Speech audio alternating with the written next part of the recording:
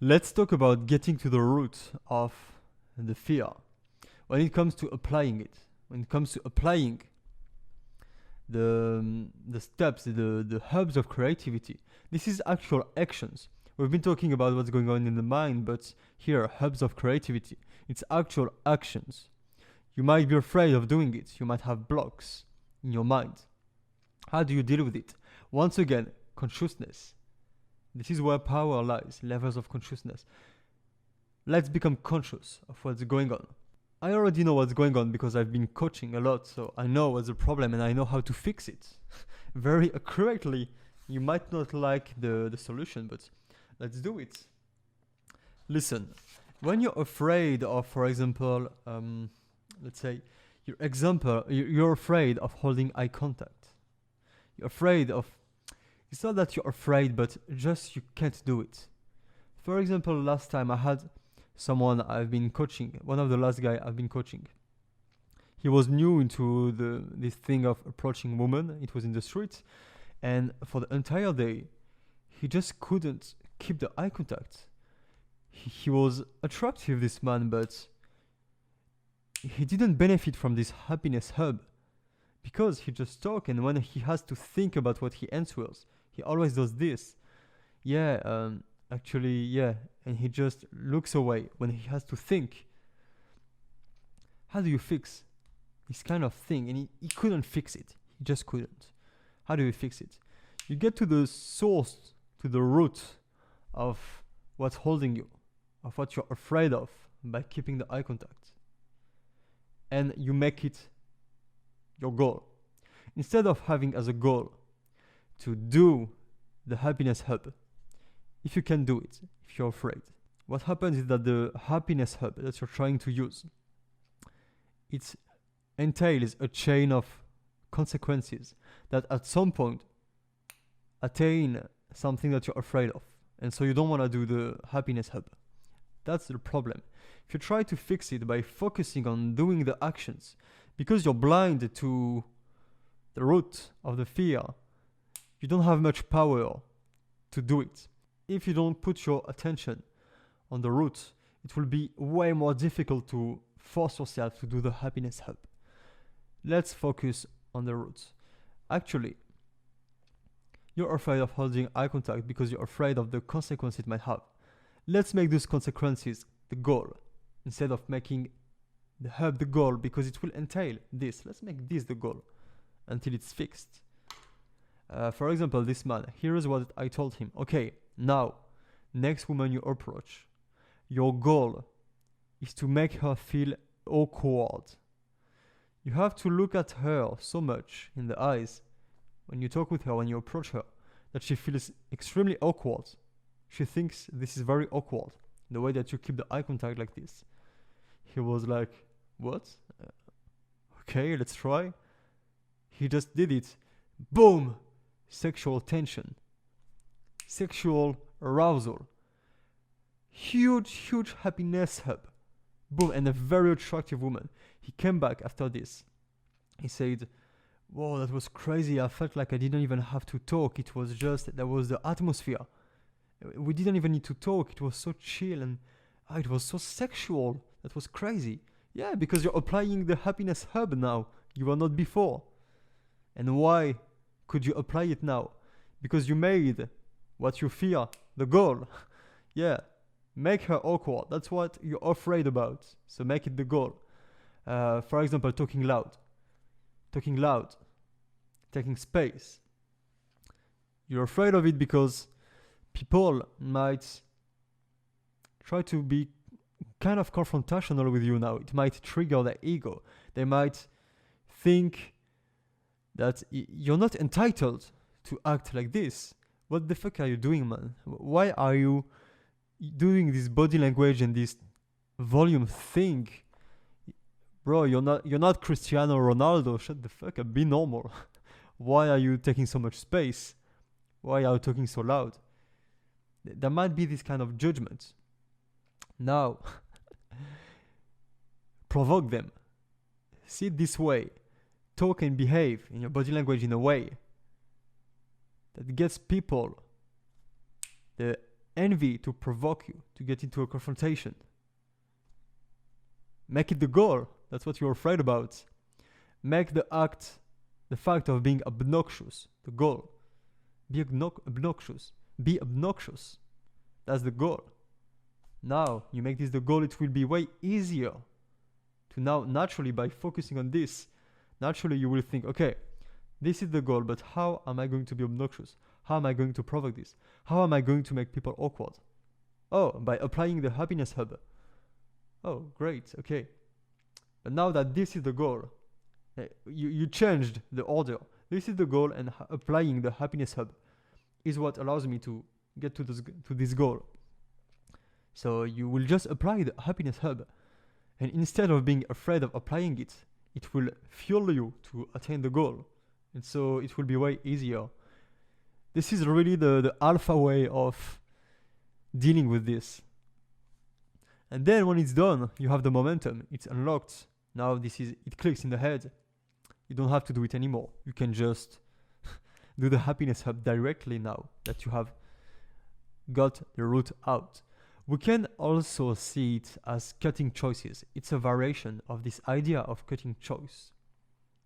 You're having too much choice in the sense that you have to do the happiness hub, but you can do it in multiple ways, and you're trying to somehow get your way to do the happiness hub, but in a way that doesn't trigger what you fear.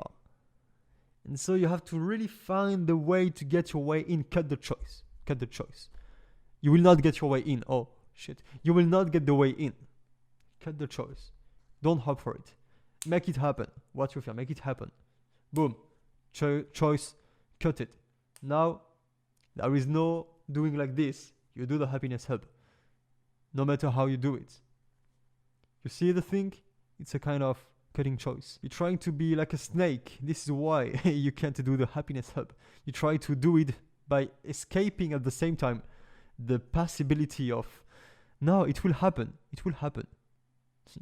So make it happen. Huge smile, they say. Huge smile. We could have added captivation, like amplifying emotions. Actually, add this to your list. Add this to your list. That's a very huge happiness hub. Even myself, I really have to work on this one. This is one I really have to work.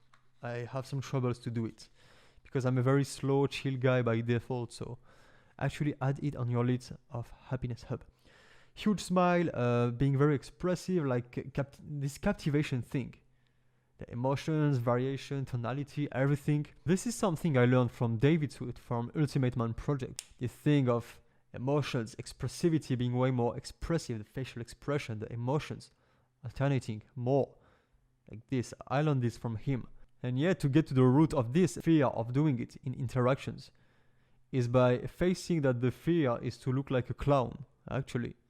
To look like, hey, what am I doing? Okay, hey, why am I doing those facial expression and those emotion? Oh, really? Like being really expressive? It feels like a clown for me. Really? No. I just feel like a clown if I do this kind of thing.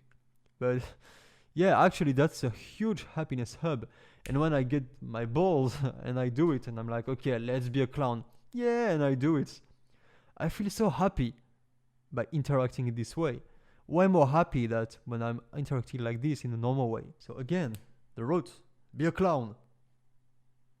Make people think you're a fucking clown.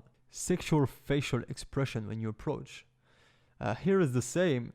You don't want to do it because you're afraid that she's going to think, well, what the fuck? Is it like a sexual predator? What the fuck is this? He comes with sexual facial expressions from the start. Is it like a sexual harasser? What is this? Or you're afraid she might be awkward. It might be awkward as well.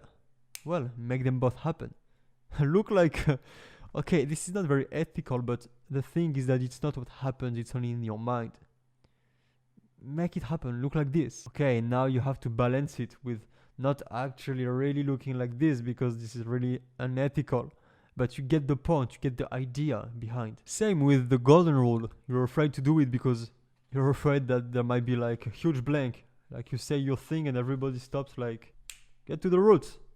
Make this happen by talking loud, even more.